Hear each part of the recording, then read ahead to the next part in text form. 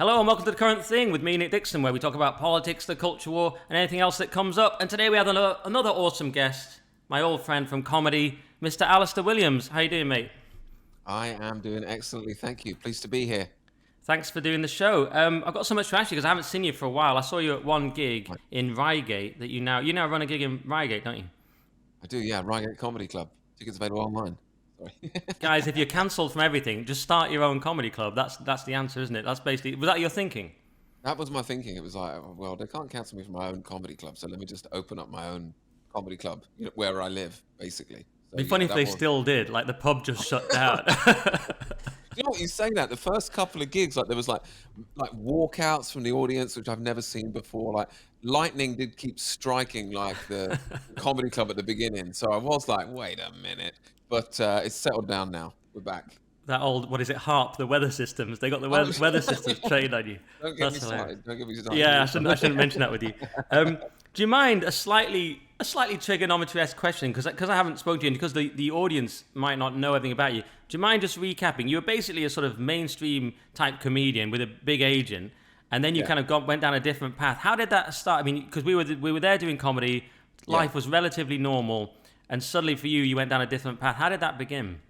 Well, I wouldn't be manipulated. I wouldn't, change my way of thinking. I was always being asked to change the way I'm thinking about this, change the way you're thinking about feminism, change the way you're thinking about, can't you do some material about how white people are racist? And I was like, listen, I'd love to, but unfortunately that's racist, right? So, I was constantly being trying to be manipulated, and I wouldn't be manipulated. And when that was clear that I wouldn't be manipulated by the industry, it was kind of like, okay, well, you're never going to be on the TV, and we're going to gaslight you, and you know what I mean. And then you just sort of get spat out by the system if you won't go along with it. And then I did the Brexit Burger King joke on my own, sort of recorded it myself, made it go viral myself. And then all the other comedy clubs joined in with like, okay, we're not going to book him anymore. Then I got the YouTube channel removed. So it was kind of like, so it's like, well, why don't you just do it by yourself? If you don't be on, it's like, okay, I'll do it by myself. And it's like, okay, now we're going to stop you from being on YouTube. Then we're going to stop you from ever. They basically don't let me near the microphone anymore in case I film it myself and put it on the internet, you know? So long story short, yeah, that's why I would say I'm one of the, if not, I'm not the most censored comedian in the world. I think that could be Owen Benjamin, but I would say I was number two. Yeah, because we had Andrew Lawrence on. And I said he was the most cancelled comedian in Britain, but you might be the most cancelled. We might have to change that He's still because got his YouTube channel. Yes, that's true. You're right. He pales in comparison No, to you. In fact, it was a similar story between us two. The things that he got. I didn't know that he got cancelled for saying like, you know, inverted commas, right wing stuff. I didn't know that was what went on with him. I didn't know his story. he was cancelled twice. Yeah, once for making a Yeah. post in 2014, and then again for a joke about the Euros. So double cancellation for Andrew, but it's close, man. All right. Oh yeah. I only speak to the most cancelled comedians and the most cancelled comedians like you. Strategy. One thing I would say, there's an interesting thing about me is there's no outrage around my cancellation. Like you can't identify a group of people that are annoyed by something I said, or I didn't have a joke that everyone got offended by. Like even with Andrew, you could say like, well, his joke about the Euros, people felt that it was racist or whatever. You don't even have that with me. Like the Brexit Burger King joke, there's no group of people being like, we're upset. Everyone loved that joke, whatever side of the fence you were on. So it's a unique position to be in. That is cancelled with no outrage essentially. what was the deal with that joke? It was just a joke about Brexit. What was the big deal with it? I don't understand. I think I pissed off some people. What I was basically saying is your vote doesn't count. The joke was like, hey, we voted to leave. We're still in here 2 years later. They're taking the piss out of you, and it became very popular. And that was the part of the joke was like, your vote doesn't count. The system is a joke, and that became really popular. I think I probably pissed some. I think I probably pissed some people off with that, but they were sort of canceling me secretly, silently before that. They were sort of reducing my work down, like I said, with the gaslighting and all that kind of stuff. So they'd already targeted me for deletion. And that was me almost like saying, listen, sort of piss off, like leave me alone. Like, you know what I mean? Like I can do this. I can do this if I want. I can film it myself and I can do it myself if I want. And then it was like, right, now he needs to have less access. You know what I mean? We can't let him in comedy clubs anymore because he might get a good recording. So now I'm in like the now I have to like drive to Leicester and do a gig, or you know what I mean? Like you won't find me in. And none of the comedy clubs, by the way, will say that they've banned me or they've cancelled me. If you phone the comedy clubs, they'll be like, "Oh, well, no problem with him whatsoever." But you can never find me in there. You know, they don't say like, "Oh yeah, we had to get rid of Alistair Williams because of blah blah blah." But and you know, maybe it is some admin error or something. You know what I mean? But you can't find me. You can't find me at Top Secret anymore. You can't find me at the Comedy Store anymore. You can't find me at Glee anymore. Like, you know, Wow, who well, I knows want to, why? not even Top Secret, because that's a great club, and Mark, the owner, is kind of like pretty chill. So even you Yeah. think you, To be fair, he's actually said, "Oh yeah, we need to get you back in." You know, so Top Secret's the one where I hold out some hope that it might just be like, okay, maybe I fell through the cracks, or whatever, and maybe I'll be back there. And I'm very hopeful to be back there. But people are always surprised. They're like, "What? Top Secret?" And I'm like, "Well, listen, I've never been banned. No one's ever told me you're not welcome there. But I can't get back in there. It's not because I right? don't want to be in there. You know what So I mean?" yeah, the others are probably cancellations because the comedy industry is so weird, but that one could just Yes. be admin. Yeah. I hope. Yeah, that generally could. We both know that it could be that. Yeah, yeah. So, I mean, I've gone even further. I don't even try to play comedy gigs, but that's a whole other story. We don't talk about Why? me. You should. Yeah, I hate the industry probably even more than you, Alistair, but if that's possible. It's gonna be close. It's close. Photo But finish. I literally quit. You're still appearing on stages. What kind of pussy? I won't even appear. I won't even do it because I'm like, I don't want to grace these pigs with my genius. But yeah, I mean, that's not really the reason. But when you say they, so you were with, because people want to know, who do you mean? Like they, you were with an agency. And one thing that was quite interesting about the agency. It's not the agent. It's not like Oh, there's this one agent that's evil or right. blah blah blah. It's the whole thing. It's not like there's one agent that's like this. They're all the same. You know what I mean? It's not like there's one problem agent in comedy. They're all the same. It's the reason why you won't find me at most of the clubs, because they're all the same. It's not like one agent or one organization. It's a group think that is in comedy, and no one in comedy can deny that. You know, it's not, Absolutely. I had like other comedians following me home after Brexit Burger King, telling me I'd gone crazy. Like literally following me home, like telling me, "Oh, you've gone crazy, man! Don't you see? Like you're ruining everything. What are you doing?" It's like, go away, you weirdos. So it's not like one organization. It's the whole thing is rotten, to be honest.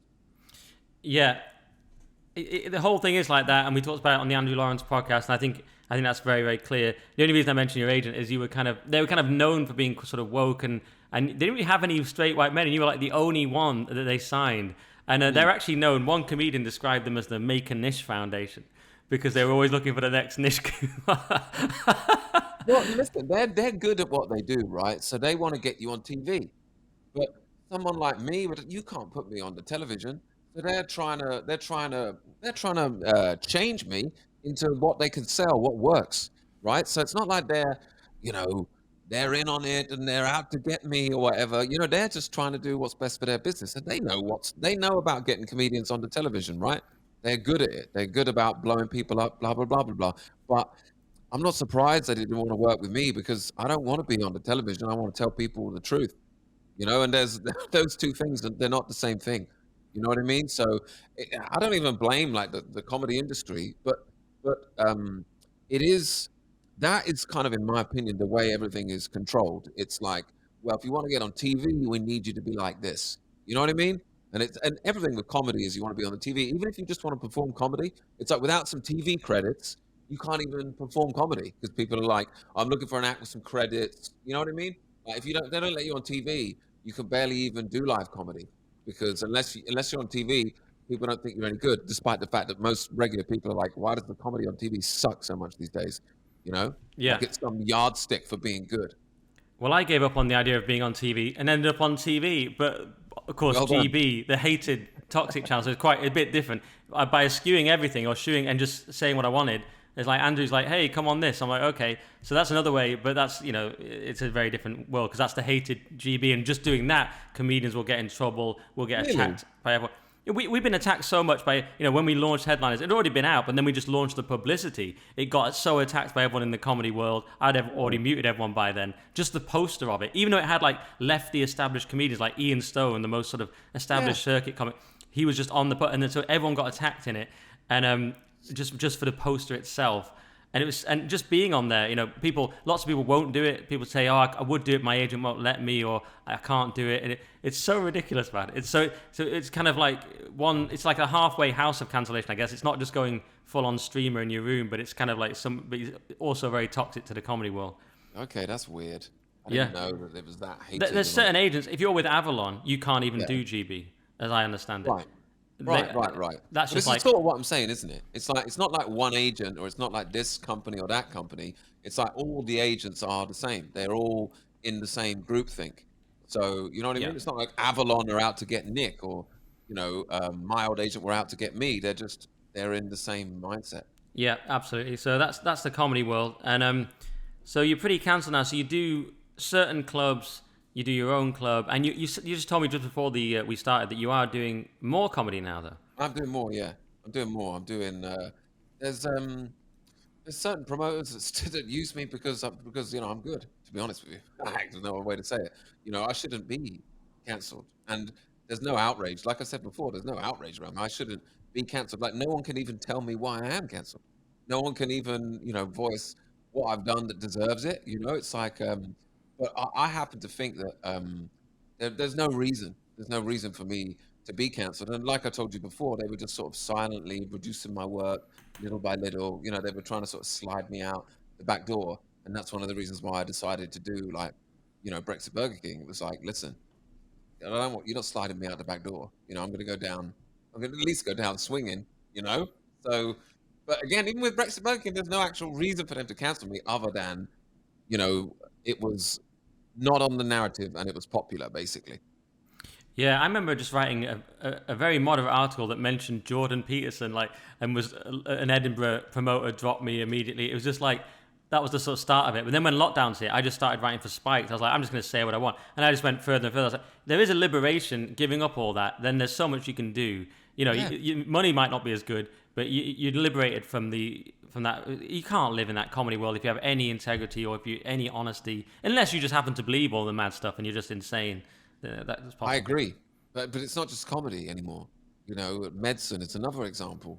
There's so many science. There's so many fields now where if you want to just go with what you feel is true, you're gonna lose a career.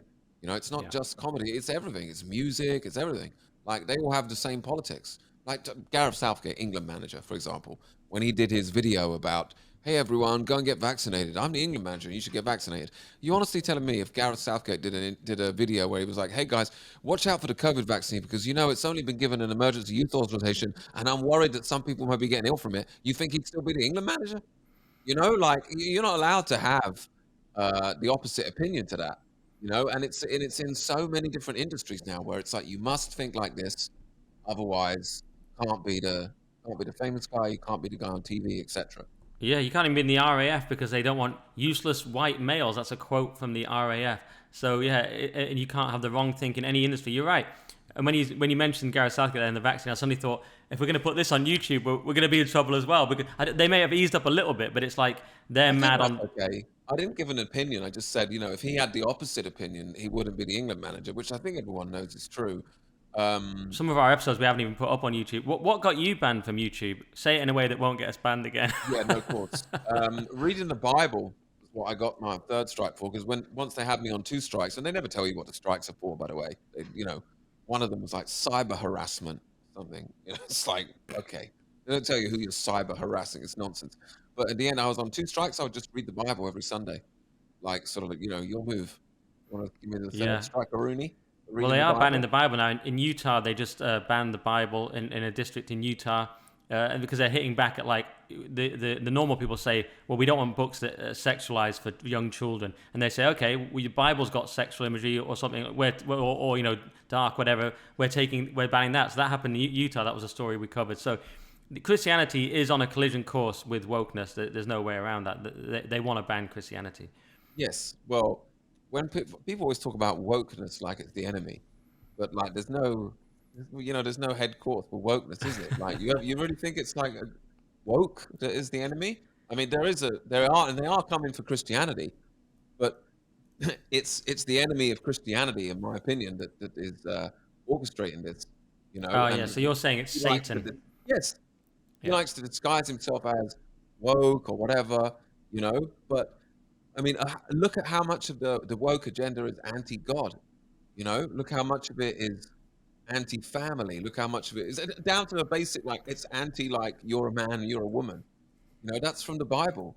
God made them male and female. All of a sudden, you know, if you're woke, that's not the case at all. Like, you know, so much of this stuff is biblical, but people in our society kind of stop reading the Bible, so they don't realize how much of this stuff it's anti the Bible. It's not woke. It's anti the Bible, like most of it. Like, and the attacks on the family is ultimately what most of this stuff is about. If they can destroy the family unit, you can really sort of destroy the fabric of our society. You know? Yeah, so I'm definitely going to get onto that. But just to recap, though, you came out of the sort of mainstream comedy world. You went onto YouTube, and you immediately did like really well. You had like a really decent following, as Yeah. I remember. But that's when, to me, you were always going to be cancelled by the comedy world, because then you had an England flag, as I recall. You were Oh just yeah. speaking your mind. You went in hard, Alistair. I mean, you didn't. It wasn't subtle. It was like, here's what I think. Like England flag, boom. It was just, Oh yeah. it But the wasn't. funny thing was, the biggest attacks I've had on my YouTube channel were from the right wing people. You know, they were really upset that I wasn't talking about how white people are being replaced or this or that. You know, and they were really, really mad at me. It was like, you're not being racist enough. It's like, you know, but I just wasn't interested in talking about stuff like that. It's like, I don't deny that stuff like that is happening. If you look at like the Kalergi plan or whatever it's called about, you know, replacement migration, you know, stuff like that is happening, but it's not a big deal. And the fact that there's not a war on Western civilization, okay? There's not a war on white people. There's a war on Christian civilization. We often talk about Western civilization as if we have a shared selection of Western ideals, or it's some bunch of Western ideals or ideas that made these countries great. It's Christianity that made the West, inverted commas, great. It's following the principles of Christianity that has produced all this uh, prosperity in our countries. You know, it's got nothing to do with whiteness. You know, we're not. England isn't a great country because it's white. It's a great country because it follows the principles of Christianity. And we used to, you know, if you look at Land of Hope and Glory, it's like, God who made me mighty, make me mightier yet. You know, we used to sing about God and how God had made this country great. God used to be the center of this country. You know, we used to have a morality that was from the Bible. We used to read the Bible and we used to listen to what Jesus said and we used to do it. And now we've thrown all that in the bin. We've thrown the name of Jesus in the bin and we wonder why.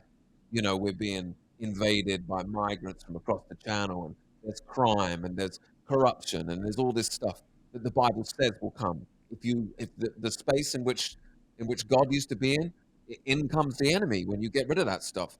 And that's the problem that we're having in this nation. It's that we don't think we've abandoned God and all his teachings and all his principles, and we want to talk about a political way out of it. But I don't see that there's a political way out of it. I mean, you tell me which one of these political parties isn't corrupt.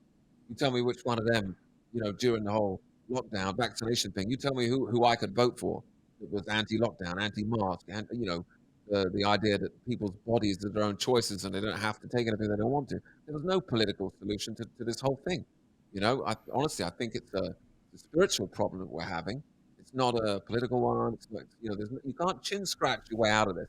You know what I mean? And really get to the grips of the problem. Otherwise, people would have done it already. The smart people in this country. You know, I don't think it's intelligence. I think it is turning our back on, you know, everything that made this country great. All right, awesome. By the way, sorry to sound like Joe Rogan, but do you mind keeping the mic sort of in a Sorry, similar place near you? Because sorry. my producer's going to kill me. But I'm there's mad. one part where it's really good, and then other parts where it's not when you get on you. But it's great rant. I mean, not just a rant, but it's an important point. I mean, we had Jamie Franklin on. He said something very similar because he's a vicar, so not necessarily surprising. Right. But he was saying, yeah, you're not Nick. You can't put your faith in politics. Ultimately, it has to be in Jesus and in Christianity. So he had a very similar answer to you. So I use wokeness, of course, as a placeholder or a shorthand that people understand. But you're Yeah. basically saying a question I ask people a lot on this podcast is how we win the culture war, if they even accept the framing of the question. So to you, you don't even would you even see it as a culture war, or you see it as a spiritual war, basically? It's good versus evil, is what it is. You know, the stuff that happened over the years of the pandemic, you can't explain away from culture. You know, like a son can't comfort his mum at their dad's funeral because of the science, or like really evil stuff you would see going on, and you saw people going along with it. You know, you can't explain that. That's not caused by a virus. The amount of fear that was on the population. The Bible says the fear never comes from God. Fear and confusion never come from God. And during this period, people were scared and they were confused. You know, like without the basic frameworks that we used to have, we're looking to create our own morality, and things have never been worse. Down to the point where we take an 8-year-old boy and we say we need to chop him up, turn him into a girl, give him some, the same chemicals we give to sex offenders. But who's to say we're wrong because we're making up our own morality? It's like this guy says that this is love, and the Bible also says as we come to the final days, good will be thought of as evil and evil will be thought of as good.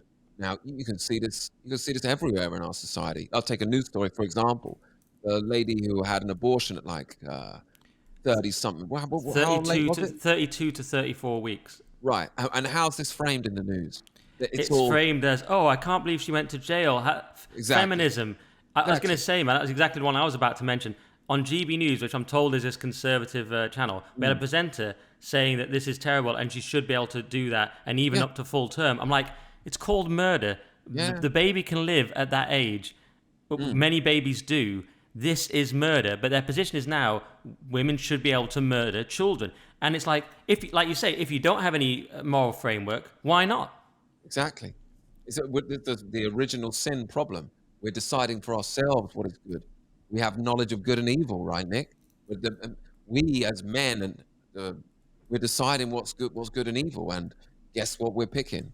We're picking some really evil stuff. We used to have God there, and we used to listen to God. We used to read the Bible, and that's how we used to figure out what was right or wrong. But people forget where we came from. They forget that before the 10 Commandments, people didn't know that it was bad to kill someone, or that it was bad to covet what your neighbor had. We think that we created this great society and these great morals. We think that we just came up with it all because we're so clever and wise. We don't realize what we're missing. But something I always tell people is like 500 years ago, everyone in this country believed in God. Everyone. If you didn't believe in God, you'd be the weirdo. Now almost no one does. And it's a state, and no one who out there is saying this is the reason. How many people on TV are saying, hang on, how about this belief in God that we've held for thousands of years that we've just thrown away in like 1 or 2 generations? Is anyone saying maybe that's where it went wrong? No, they're not even saying it. You know what I mean? Couple of people maybe. I'm saying it, but on GB where it maybe doesn't count. But yeah, I say exactly the same as you. I mean, when I say sometimes I grew up in a country that doesn't exist anymore, it's called England, and it was a Christian country, and I talk about it quite a lot. I talked to Jamie Franklin about it, and he's obviously a vicar, and I said to him, he was very sort of down on cultural Christianity because he's a vicar, and he says, this is not really sufficient. But I said, but wasn't it at least good, Jamie, that when I grew up, we all said the Lord's Prayer every day in school, several times usually. We all sang hymns. It was absolutely understood it was a Christian country, and it was just the furniture. Now, maybe the problem with that is we took it for granted, but it was still a strongly Christian culture, and we didn't think twice about it. But now it's been destroyed even in our lifetimes. Yeah, very quickly. So quickly, but it's been destroyed so quickly, but people don't even realize what they're missing. They don't even realize what's gone. And Peter Hitchens' The Rage Against God is very good on that. He shows the decline of Christianity, and it's incredible how Christian, especially because he's older, when he was younger, it was so Christian, like the BBC was overtly Christian and stuff like that. And in a way, it's hard to imagine now because we've replaced it with this new religion of whatever you want to call it. The weird rainbow flag religion. I don't know what you would call it. You would just call it exactly what I'd call it. What I would call it is you're worshiping yourself. Which again is down to original sin. It's like whatever you want to be. Your celebration of you. Be proud of who you are. It's all about the self. Do as thou wilt. It's Alistair Crowley, Satanism. Yes, but people don't see it. Do what thou wilt shall be the whole of the law. There you go. But I see this everywhere. In our society, it's Satan always disguises himself as an angel of light. So notice the things we're talking about. It's always loving, isn't it? This poor 8-year-old is trapped in the wrong body, and we're here to save them. Love is love. Oh, yeah, love is love. Whatever sexual depravity you're into, you should go for it. Dress up like a gimp, walk down the high street, twerk in front of an 8-year-old. Please, it's so good for you and the 8-year-olds, and people buy into it. But lovers of self rather than lovers of God is how I see the world now. That's what the Bible says, the end times. People will be lovers of self rather than lovers of God. We walk around taking selfies. It's like so for people that read the Bible, have a knowledge of it, the amount of similarities between the time we're in now and the time that the Bible says will be towards the very end. Things, according to the Bible, things get really bad towards the end as part of God's plan in order to wake people up that it's God you're missing. And that is why I believe, if you look at like during the pandemic, things got really bad really quick. All of a sudden, this world was a horrible place to live. And you saw that most people they were happy to just go along with it. Very few people were like willing to say, "Hey, should we be doing this or should we be doing that?" People they just went along with it. Most people they don't want to think that maybe their government doesn't love them so much and isn't out to save them. But you're a Christian too. I mean, who does the Bible say rules the world? Well, it's Satan, isn't it? Right. Yeah. So is it really such a conspiracy theory for me to tell people that, perhaps the super powerful people in the world that seem to have sold out, that they're really working for that guy? If No, every Christian should be like, yeah, okay, I can see why you would think that. That's what the Bible says. yeah, I suppose the only disagreement might be over how much of a metaphor it is or not. But yeah, I mean, it's so funny you say about the COVID time. We just did a story on GB the other night, and I think it was last night, and it was the COVID inquiry, and one of the lawyers had said, well, you've got to understand this was a time akin to war, so we all did stuff that wasn't ideal. I'm like, did that work for the Nazis, that excuse? You know what I mean? It's like, you shopped yourself there. You basically said you were doing war crimes. Like, this is what I think. So, yeah. I know. But the amount of illegal stuff that went on, like, for example, if you're a care worker or whatever, it's like, you have to take this vaccination or you could get fired. Anyone think that that's legal? To have a medical procedure or you lose your job. Is there anyone out there, any lawyer in the world that can tell me that has any legality in it? This is a medical procedure they're forcing people to take, an experimental one. It's outrageous what they've done, and no one yet has been held account for it, and perhaps they never will. But many people are now awake to like, wait a second, the system isn't as friendly as I thought it was because of the last few years. Yeah. And is that what... I mean, you were already sort of slightly red-pilled before COVID. I want to ask two questions. I want to ask when you became Christian and also when you sort of went sort of red-pilled. I don't know which one you answered because you kind of brought up both there. Good question. I did this show called Food where I was talking to people about what they should eat, right? And I noticed that basically the point of the show was all the food you should eat is like food, like like apples, oranges, chicken, beef, fish, whatever it is. If it's food that man did not make, food that's just lying around, it's really good for you. And all the food that man did make, processed food, makes you sick, makes you fat, makes you ill. And I realized that, wow, it's almost like there's some intelligent design to this planet where all the food that we didn't make, like, we think we're so clever, like, name me a food that we made that's healthier than an apple. You can't. It's impossible. And it's the first place I saw God was in the incredible design of all the food that's just lying around, like how incredible milk is, like, how the milk that mums give babies changes constantly to give them the perfect nutrition that they need. And you're asking me to live in an atheist world. You're asking me to believe that there's no design to this. This is all random. This world is the most incredible creation you have ever seen. And you want me to believe that there's no creator to this world? That everything was created at random? The joke I tell people is like, do you think this world was created at random? Okay, build something randomly. Start throwing bricks over your shoulder and let me know when you wake up in the Taj Mahal. You do things randomly. You don't build amazing stuff. You build chaos. And this world works so incredibly that, I saw God there. But it wasn't like... Funny that it was an apple, because that's actually the thing that Eve ate. It was funny that bit of an irony there. Yeah. It's really, really... I think that was God sending me a signal too. The fact that the first place I saw him was in an apple, but another story. But then it was more just being trying to do the right thing. It cost me everything. It cost me like my career. I only cared about being a famous comedian. I just wanted to do comedy, and it was like, if you want to do the right thing, though, you can't be a comedian. And I chose doing the right thing because I could see how damaging all this stuff was to society. Like I could see how damaging feminism was to women. I could see how damaging, feminism was to men. I could see how damaging it was to families. And I wouldn't go along with it. I wanted to say what was true, and I wanted to stick to what was true. And in focusing on what was true, I was led to Jesus. And I was led to Jesus because they ruined my life. They ruined my life on purpose for doing the right thing. And I went to the Bible looking for an answer. And I'll never forget this. Jesus said, if the world hates you, remember that it hated me first.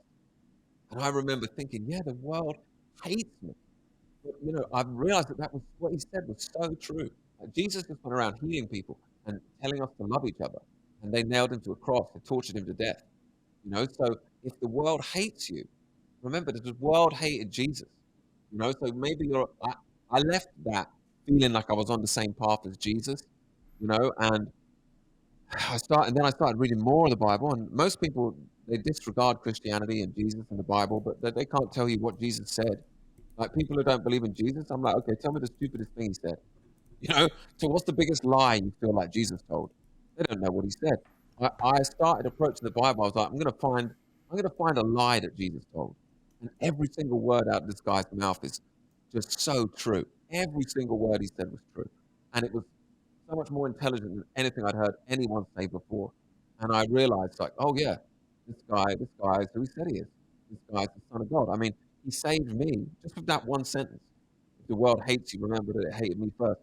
I left that session of the Bible feeling great. I went in there feeling like the world hates me. And I left there feeling like Jesus is my best friend. Instantly, I'm cured. I'm full of joy that I've been cancelled. The Bible says to rejoice if the world hates you. Don't conform to the world. Rejoice if the world hates you, because the Bible says the world's evil. Now, the world hates me, but, in my opinion now, that's because I'm one of God's children and I'm called by him to do his work. So of course the world's going to hate me. So I literally do rejoice in the fact that, that I'm cancelled and that the world hates me. It's Wow.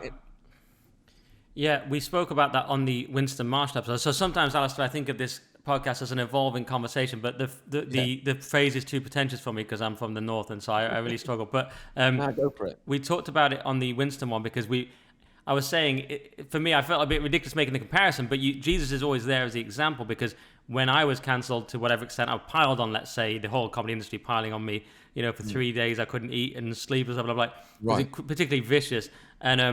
And then you go, well, this is a ridiculous trifle compared to Jesus being the ultimate perfect person, treated in the most unjust possible way, with the most possible suffering, and then forgives them as well, which is why So, and Winston Marshall agreed. He goes, no, that's the point of Jesus. That's one point. Not the point, but he is the example for that reason. So I absolutely agree with you. And I've obviously gone away from the comedy industry and the same path as you, maybe in a slightly less. Well, I mean, I'm actually doing fewer gigs than you, but I was going to say a slightly less aggressive way, but we've on the same broad path. Yeah, but, we have, yeah. You said so many interesting things. Another episode with the one with Jamie Franklin, I said to Jamie, why is it that we have things like delayed gratification? Why isn't the world? I was saying this is because I, of course, believe in design as well. I'm saying, How could you have a world? You could have had a world where you could just eat ice cream endlessly and you're fine. You know what I mean? And it's like, but we don't. And he said, and I said, this must show some sort of design. It's just too perfect. It's like the challenge, you do this and you're rewarded because it's hard in the short term and blah, blah. Yeah. But then he said, of course, evolution, the evolution people can always sort of say, whatever you want to call it, the just so evolutionary argument, he called it. You could say something like, well, we were incentivized to get towards sugar to survive, which would have just been a bit of fruit, but it's our modern technology that means we go too far on that. So you can always make an argument that it was evolution. But I just think that, I'm like you, I think the design is too perfect. I think it's ludicrous to say it's an accident. It's just ludicrous. Do you know there's literally, the idea behind science, right, is something that you can repeat and observe. That's the whole point of science, okay? There isn't one scientific example that they can show you of evolution. If you ask a scientist, I want you to show me one example of a species changing kind. For example, show me a fish that became a cat, or show me a bird that became, I don't know, an elephant, right? They can't show you this at all. They cannot show you. They can show you like this fish became a slightly different type of fish, like, you know what I mean? Which is part of God's design, but they cannot show you one thing becoming another. And what I tell people about evolution is the Bible says, by their fruits you will know them, right? So as a man, you've got two choices. You can either believe in God or you can believe in nothing, right? And what does that do for you? Like, as a Christian, I believe that I was made in the image of God.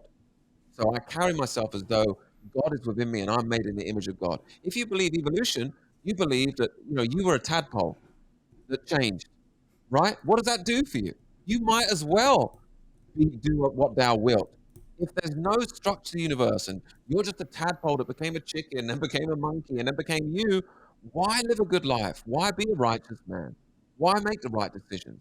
Well, how do you scientifically explain to me your conscience? You know how you get this little voice in your head that says, I shouldn't do that, that's bad. Or if you do something evil, you'll feel guilt, you'll feel shame. Explain to me the conscience scientifically. It's not possible, but we all know what I'm talking about. People will be listening to this thinking, oh yeah, I do have a little voice in my head that says, I shouldn't do that. And if you do evil things, you will, the wages of sin is death. If you murder someone, it will ruin your life. Even if you never get away with it, you'll be changed forever. Sin, it changes you. It changes. And likewise, doing the right thing, we all know if you do something good, you feel good. You do something evil, you feel bad. There's no scientific reason for that.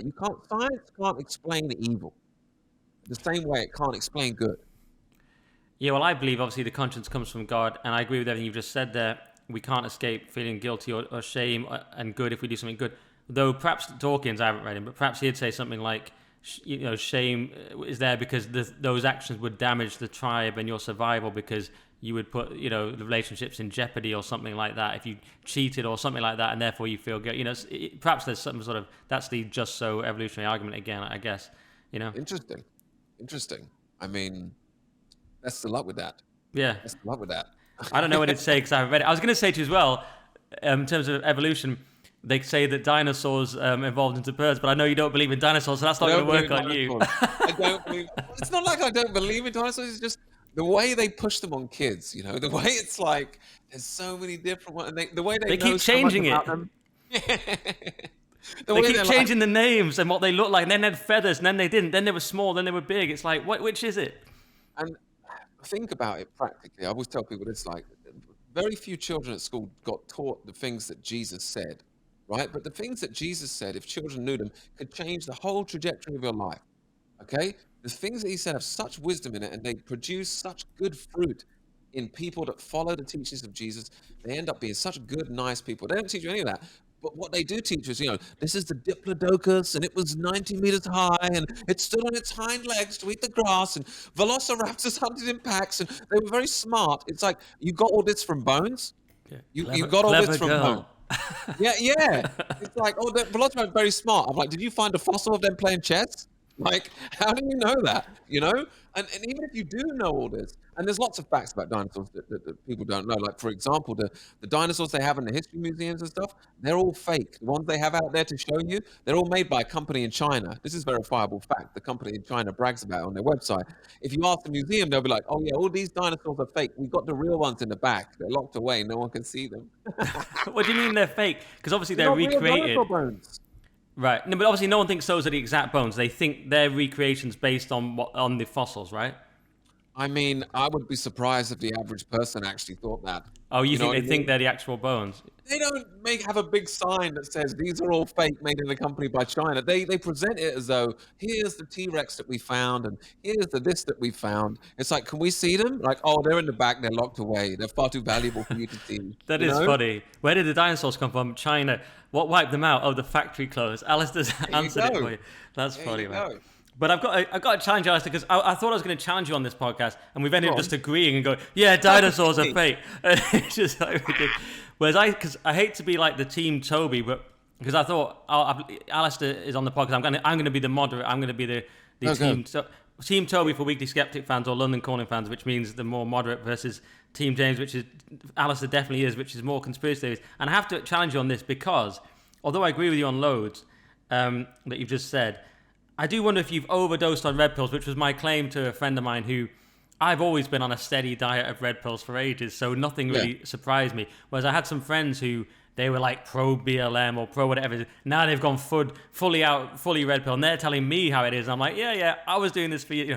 I knew about the Bilderberg group. I knew about Bohemian Grove. I've known about these things for years. Yeah. So I was never like shocked. I was like, yeah. And obviously I was never going to take the safe and effective treatment or anything. Obviously it was nonsense to me. But where we do differ is I sometimes see you going all in on like, the Chris Rock Will Smith slap was fake. There was a thing on the cheek, and I'm thinking there wasn't. It was a real slap. Will was obviously annoyed. I've worked with Will, and you know what I mean. Like, not everything is a conspiracy. And is there a danger of you failing to apply the same skepticism that you apply to the mainstream narrative to the conspiracy narrative, and B, giving them too much agency by saying everything is everything is run by them, and it takes away your own individual empowerment? I mean, when people talk about the conspiracy movement or whatever, like, I always ask people, like, what do you mean by conspiracy theory? So, for example, when someone says, well, these conspiracies that you believe, it's like something's either true or it isn't true. Okay? There's no such thing as this is a conspiracy. Like, if I ask my parents, for example, do you believe in conspiracy theories? They'll be like, no. And I'll be like, well, how do you even know what I'm going to say? How do you know that you don't know what I'm going to say, right? So people need to stop thinking of things as this is a conspiracy, and people need to start addressing, is whether this is true or it's not true. It's a stupid one that doesn't even matter. But like the Will Smith slap, this thing is such a performance, and I think most of the stuff, especially in the celebrity world, most of the stuff that people is fed is these celebrities, they portray themselves as they're the most moral people on the planet, right? It's like we're the Hollywood actors, we're so loving and caring and blah, blah, blah, blah, blah. If you actually dig into who these Hollywood actors are, who these people like Tom Hanks really are, who these people like Lady Gaga really are, who these people like Steven Spielberg really are, and they'll show you who they are. And they'll show you who they are when they cover their eyes in their photos and they make these little, devil signs over their eyes. And every single person is starting to wake up to this, okay? This one, for example, for audio-only listeners, I'm covering one of my eyes with my whole hand, right? I ask people, do this at home, right? Cover one of your eyes with your hand and ask yourself, how natural does this feel? When has someone ever said, I'm going to take your photo, and you cover one eye with your whole hand and go, I'm ready, right? Almost every single Hollywood actor, you'll find multiple photos of them doing that stuff, okay? It's not an accident. You don't reach this level of fame, Nick, in my opinion, without being part of the gang. And people can go and watch these clips. You can watch Katy Perry saying, I sold my soul to the devil. You can watch Bob Dylan saying, I made a deal with the guy. This is not me saying it. I've watched them both. Right. Well, what do you make of that? Well, I can tell you. So number one, Hollywood is absolutely a cesspit. Number two, you only get by being in the club. Absolutely. And Katy Perry, I believe, was sort of metaphorically saying it. Dylan did sound like he literally meant it, but he's also promoting his own mythology. And then later he did become a hardcore Christian, perhaps in guilt. So that's interesting. But when it comes to your other claims about it's not that Hollywood isn't a cesspit, but let's take the Will Smith thing as a stupid example. It's like, why would he tank his own career? Chris Rock still is clearly angry. That was probably real. Or give you another one, more serious one. You mentioned on James' podcast the shooter who shot the trans shooter who shot the Christian kid. Now you're saying the shoes weren't the same. To me, this is where we can lose a bit of humanity, because I looked at a thing on that. Matthew McConaughey one? Well, no, the one with the shooter in the school, where the shoes, people were saying the shoes were different when the trans person came in and out. But actually, if you look at that, I've seen an explanation of that. It goes, it's just the grading on this camera versus this one. Yeah. I found it plausible. That was my opinion on that. I believe a lot of these things they're put out there just to confuse people. It doesn't matter whether the shoes were different or the same. My opinion on that wasn't, hey, look, this is all fake because the shoes are different. My opinion on that was, listen, they've released some photo that could be this or it could be that. And the idea is that you're supposed to argue about it, or, we're on this side, we think it was fake, we don't think it was fake. Ultimately, that stuff does not matter. Most of the stuff that you're fed does not matter. The only thing that matters is finding Christ, turning back to God, away from the devil. And I'm telling you, most of these celebrities, most are there to lead people away from Christ and into the devil. And you're starting to see it more and more. People can laugh at that and think it ain't true, but go and enjoy the Sam Smith Grammys performance. I mean, and let me ask you, how much these people need to dress like Satan before you go, they're working for him?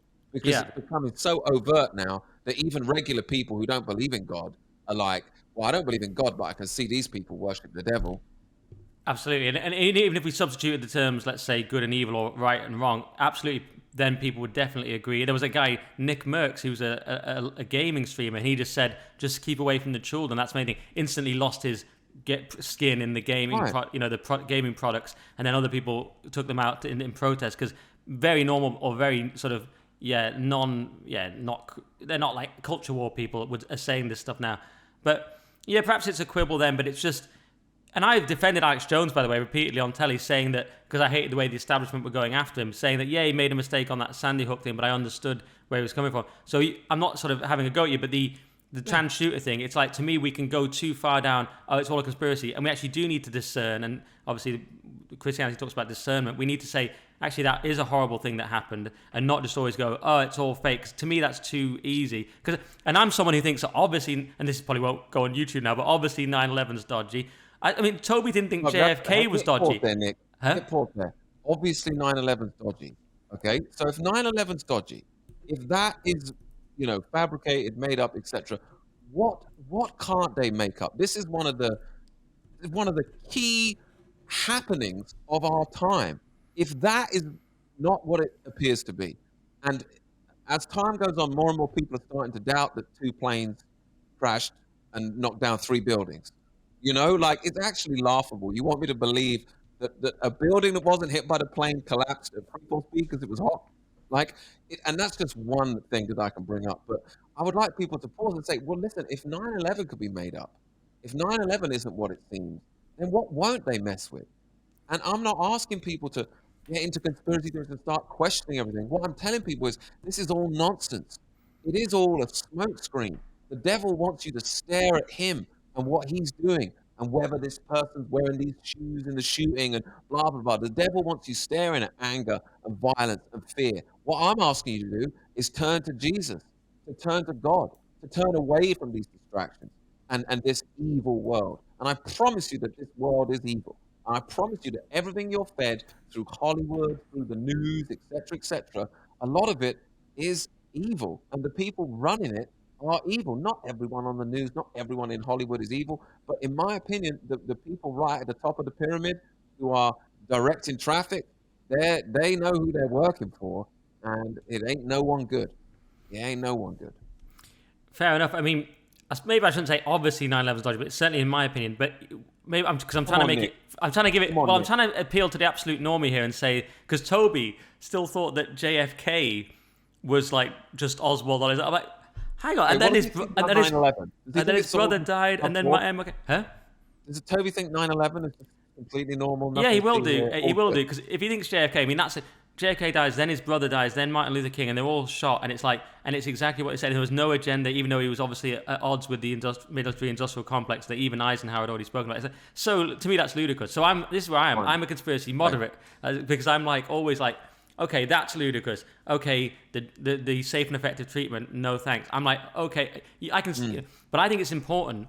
Obviously, yes, it's not as important as just following God, as you said, but I think it's also important that we don't fall into one, because we can be easily dismissed then, but that's not the main reason. The main reason is just that we don't lose ourselves in going, it's all fake. And I think it is important to go, that one is questionable. But of course, everyone will draw the line separately, but you're just drawing it at a different place than me. But No. I mean, I agree with what you just said. It is important, and I think there's so much out there that's put out there to make people seem ridiculous. There's things but one of the reasons our enemy gets away with what he gets away with, in my opinion, is the stuff they're doing is so evil and so ridiculous that no one's ever going to believe. No one's ever going to believe you if you try and tell people. that is You true. know what I mean? Yeah, Like we the look at Jimmy level of- Savile. I mean, the stuff he was up to Right. is so outrageous. Right. The level of child trafficking that goes on around the world in big corporations, big organizations, you're never going to be able to convince the regular person that Look at how many times Ghislaine Maxwell spoke at like the United Nations or whatever it is. You know, you can YouTube that for yourself. They love this lady. You think that's a coincidence?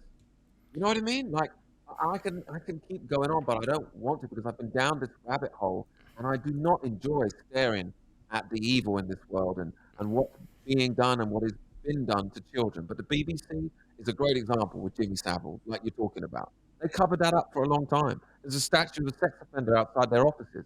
This is not conspiracy stuff, is it? This is No. cold hard facts, right? So if we're looking at, you know, child sex trafficking, people being involved in these type of things, and at this level, you know, Prince Charles best friends with Jimmy Savile. There's multiple pictures of them hanging out. You telling me the security services that they didn't know what Jimmy Savile was up to? Like the more you go down this rabbit hole, the more you come to the conclusion that there is great evil in this world at the highest levels of power. But where else would you expect it? You know what I mean? Where else would you expect evil to gather? If you're evil, where would you want to be with the most amount of power? You know, with the most amount of influence, that's where you'd want to be. And you look at our organizations, whether they're political, entertainment, whatever, and you look at the people at the top, and guess who they are? Guess who they are? They're not like these Christ-like figures. You know what I'm saying? Mm-hmm. Yeah, and it's also chicken and egg, because then once there, they can do what they want, and of course they'll be bored of doing, and they're likely to do more and more obscene things because they have the power. But yeah, and to get there, they probably had to do obscene things, so it's circular. But yeah, no, it's mad. I mean, the fact that Epstein, everyone knows that's ridiculous, and that's just a thing we've all accepted, and the fact that even a simple one like Bilderberg, this is what I try and say to people like Toby, even Bilderberg, they started off saying it's not real, then they went. And then they found out it does meet every year. And they went, okay, yeah, it is real. Peter Mandelson was yeah, it's in July. You know what I mean? Like, they've admitted now. And now David Lammy goes and Michael Gove, and we all know. But they started out with, it's not real. So, you know, complete. And I always say, here's another funny thing I sometimes say. I don't know, sorry if anyone's heard me say this before. Bohemian Grove, there's a disagreement between John Ronson and Alex Jones, who covered it, who went there. And it's like, Alex Jones is like, they're sacrificing children to an owl god. And John Ronson's like, well, no, they're not. It's a pantomime ritual. And I'm going, even if it's a pantomime ritual, it's still pretty weird. Why are they worshipping an owl god in the woods? We're not doing that. You've got some nice woods behind you, but you're not worshipping an owl god there. I'm with you. I'm 100% with you. But again, it's like, but stuff like that, you know, you can lose hours making videos about content like that, etc. And I don't disbelieve any of it, but it's just I see it for what it is. It's like it is evil, and I don't recommend that people spend their whole life looking at it or even trying to convince people that it's real. I rarely try and convince people of the things that I believe, whether they're real or not, because you know, ultimately, like I say, it doesn't particularly matter. Like the evil in this world is not what's going to save you. So whether or not you think 9/11 is real or not, it's not actually going to save you. So I don't think of it as the most important thing. The only reason I think of it as important is because the reason why the world is allowed to go to hell in the last days is so that people turn back to God. And that's something of what happened to me. I realized how evil the world was, and I went running to God as a way of defense. I was scared, man. I was like, wow, I'm in this industry that's run by some very evil people. I'm very outspoken against it. I've lost my job. I've lost my career. I'm being isolated. You know, I was terrified. And it's at that point that God revealed himself to me. And now I realize that, you know, it's actually God who's in charge. You know what I mean? If God doesn't want anything bad to happen to me, it's not going to happen. So I can relax. You know what I mean? That's where I find my courage is in God, not in me and my own strength. You know? Yeah, I'm very similar in that my absolute disgust for the snakes of the comedy industry sent me down a different path, and I think it's good that you're giving that positive message, saying don't get tangled up in these conspiracies or non-conspiracies, and just and God, come back to God, and that it's a good positive message. I thought I was going to end up disagreeing with you on this stuff, but actually I've ended up sort of largely agreeing. Maybe you've tricked me, I'm not sure, but No. There is one question. No.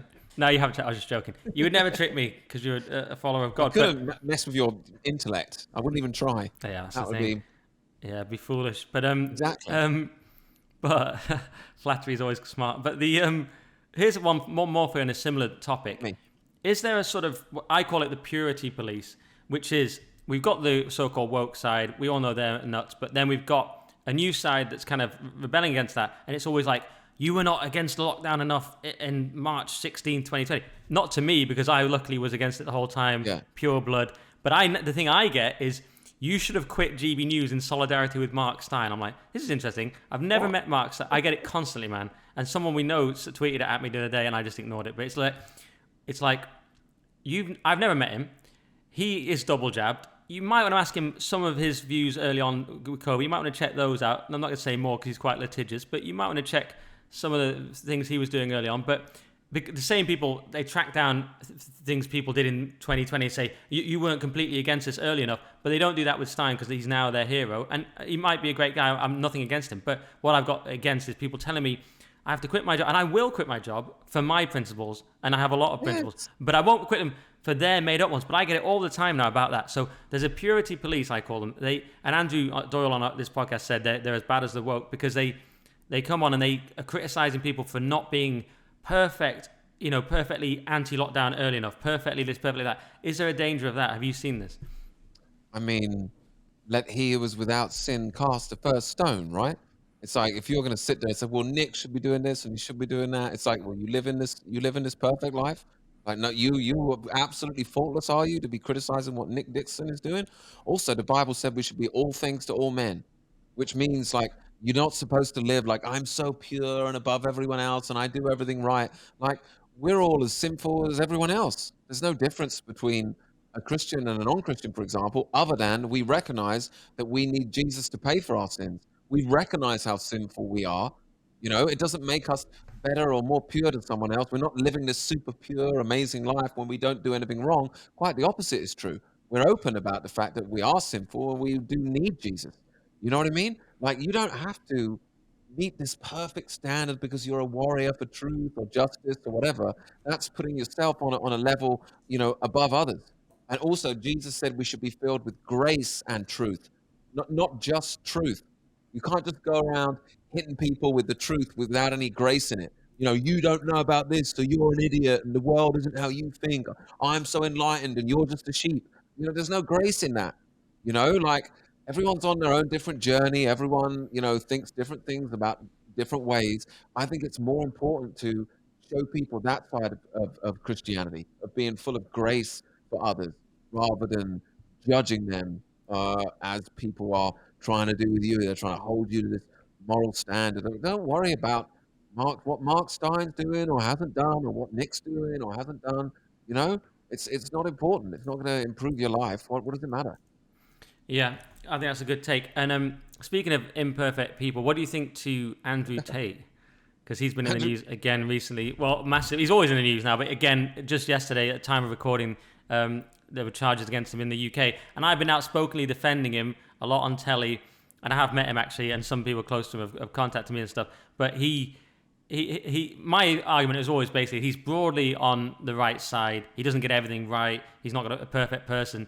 And the left obviously hate him, the establishment hate him, but then the conservatives hate him as well, and they tell me off. They say you shouldn't be defending this person because he had a webcam studio, whereas I say he's broadly along the right lines. He's not perfect, but the fact that they want to cancel him so much and now want to put him in jail, to me, makes him almost de facto on my side. But what do you think?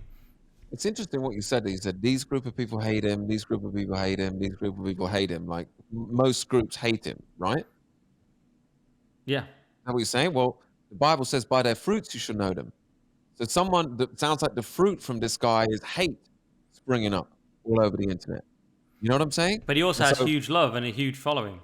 He has a huge following, but it was another thing. It's like, I'm always skeptical of people who are cancelled, who are also the most famous guy on the, like, everyone kept telling me Andrew Tate's been cancelled. I'm like, dude, I can't open my Twitter. I don't follow this guy. Every other thing on my feed is Andrew Tate related. He's on Piers Morgan. He's on CNN. I'm like, this is one of the most, he's got a lot of airtime. For someone they're trying to cancel, I'm like, how much of a good job do you think they're doing about canceling him, Nick? I know who he is. You know who he is. Most people on the street know who he is. But there is some truth in what he says, and he's very appealing to young men, but he also throws in quite stuff that a lot of women would say is misogynistic, right? So if you as a man tell a woman, I'm into Andrew Tate, she's not going to think, oh, wow, you're a man. But she's going to think, oh, you're this misogynist. And doesn't he run some like Romanian like sex call girl thing? Is that his main line of business? Is there any truth to that? A while ago he had a webcam studio. Right. Okay. So that's what I've said. Fine. I've said it's not ideal for the Christian conservatives, clearly. But this is the kind of role model that young men are given. The guy who is a controversial figure, and he gets people angry. A lot of women are angry about this guy. You know, they have a negative reaction. A lot of people, they don't like him and they hate. And I look, by their fruits you shall know them. Someone that goes on the TV everywhere and people come away and they go, I got a good feeling. I want to do good in the world, and they make me feel good and generous and kind. Okay, that's good fruit. Someone who controversy everywhere, hate everywhere. You know, is he a misogynist? Isn't he? You know what I mean? Like, I don't trust this guy, but I don't trust anyone that's that famous. Especially, I don't trust people, and you know my feelings on this. People who have been cancelled and are everywhere. I know what it's like to be cancelled. You don't end up everywhere. If they're serious about canceling you, you don't end up on Piers Morgan, Talk TV, the 5 hour interview. If you're being interviewed by Piers Morgan, you're on the establishment, bro. Piers Morgan ain't booking no one that the establishment don't want out there. You know what I'm saying? I've got a couple of answers to that because I wrote a take called I'm obsessed. I wrote an article called "Andrew Tate Uncancelled" on my Substack, and my position was they went after him. He was cancelled on Instagram, Facebook, blah blah, every YouTube, every channel, much like you were, and more so. But he actually was such good box office essentially that people like Piers Morgan, people like the Times started to say, we need the clicks, we need the views. And actually, because he was so powerful, he was uncancelled. He was one of the first people to be truly uncancelled because it was just too good. They just needed him too much, essentially. So they kind of turned a blind eye. That's my theory on that. The other point you made of him being so hated and knowing by the fruit, you did say Jesus was hated. Let's be honest, Jesus was pretty hated. So were the early Christians. None of them had a great faith, the early disciples and so on. So not to say Andrew Tate is Jesus by any means, but you know, no, you're comparing the two. No, I'm not. But he would be. But being hated by the world and is not. Jesus is hated by the world. Yeah, Andrew Tate, I wouldn't say is hated by the world because he got a lot of money, very famous. You know what I mean? I look at the way his life is going. He's not actually hated by the world. You know, and he's been trying to be famous for a long time. He's like on Big Brother and stuff. Like, you know what I mean? Like, I wouldn't say the two are in any way comparable. And with regards to like they need the money, they want to get the clicks. I stopped believing that the point of these people, they're trying to make money a long time ago.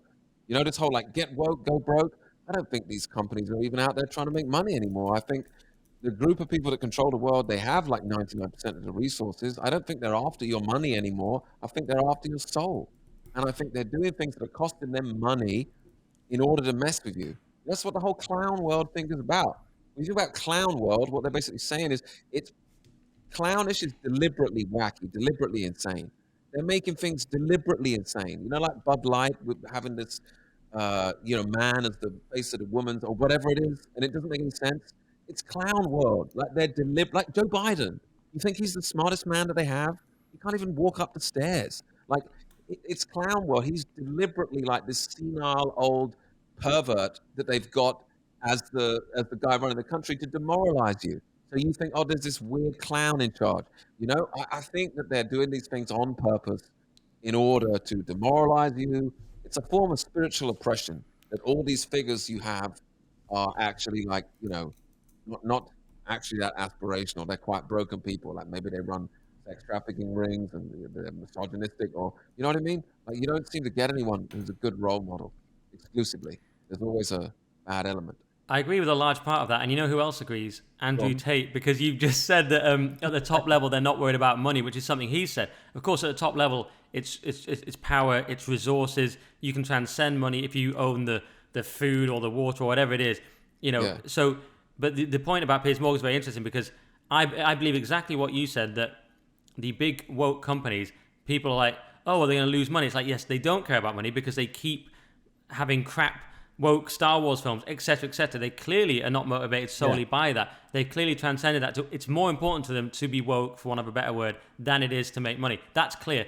Talk TV a little different because that's run by Murdoch. I think he does just want money, and I think they just wanted the clicks of Andrew Tate. Because I think there is a distinction there. You may disagree. And then you said something else really interesting. I mean, it was all interesting. I largely agree with most things you said there.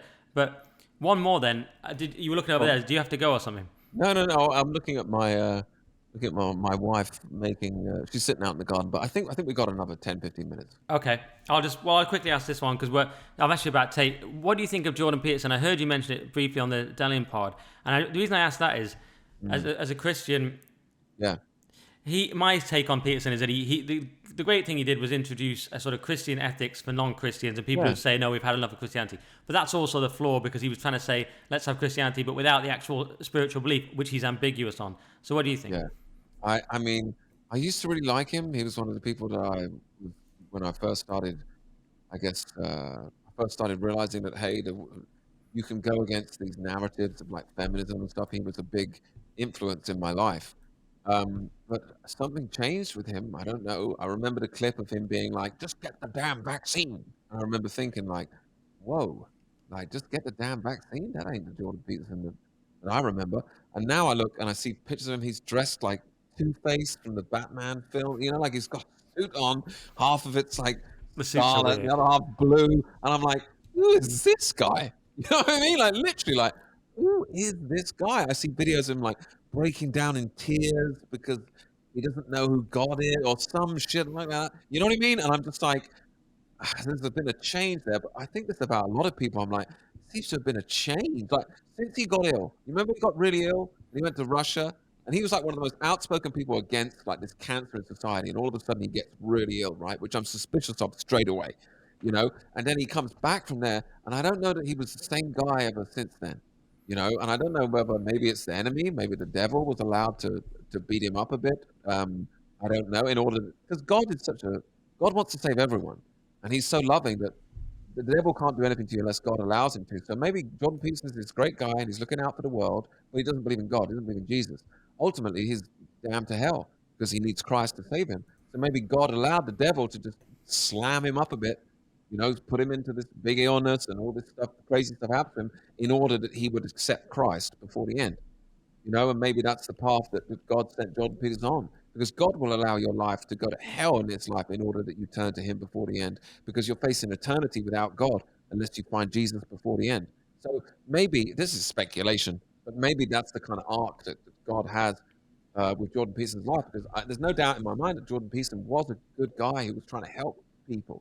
He was trying to steer the world in the right direction, and I believe the world chewed him up because of that.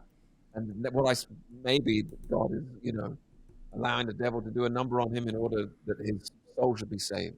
I mean, that's probably Interesting. not what's going on, but it's a theory. Yeah, I tend to think he's just a high-strung person who, under immense pressure, who has and always had depression, who's struggled a bit in his role. You know, which many people would, to have that many people hate you, that many people love Yeah. you, that many people look to you. I think, and also egged on a little bit by his daughter with their sort of imaginary illnesses where they can't eat apple cider and they go mad for 3 weeks or whatever. So, you know. Yours sounds more feasible than mine, doesn't it? Let's be honest.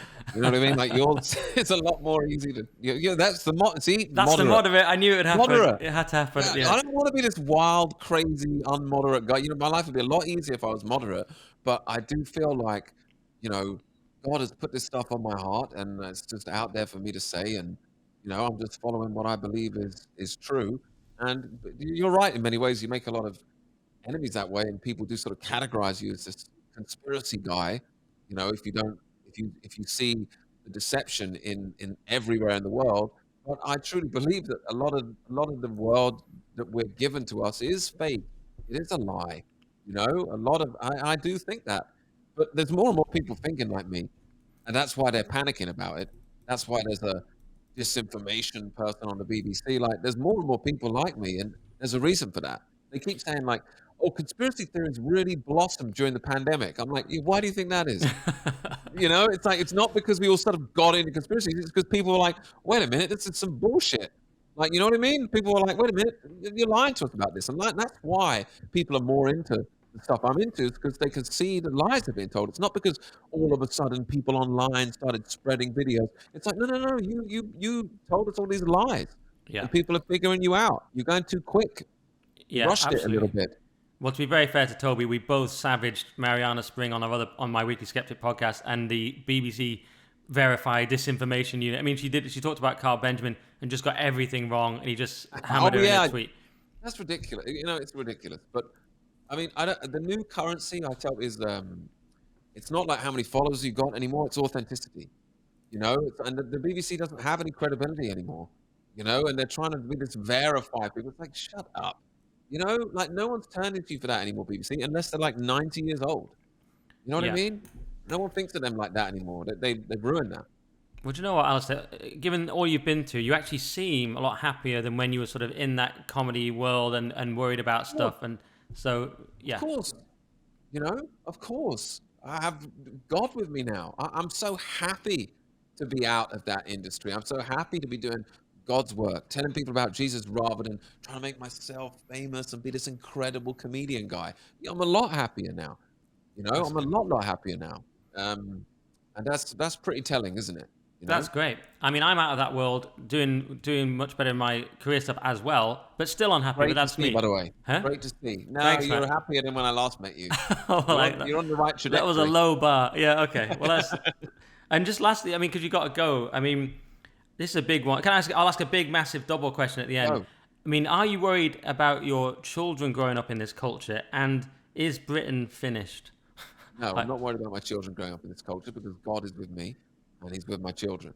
And ultimately, like I've told you, like I believe the world's going to hell. I believe we're in the end times. But because the Bible says that that's what happens, because the Bible says, for example, that there's a cashless society towards the end.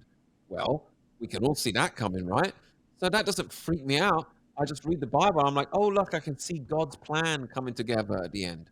You know, so I don't worry about my children being in this world. God is with me and my family as a believer, and nothing's going to happen to my children that God doesn't allow. So, death, where is thy sting? Like the world holds no fear for me. If you truly fear God, then you fear no man.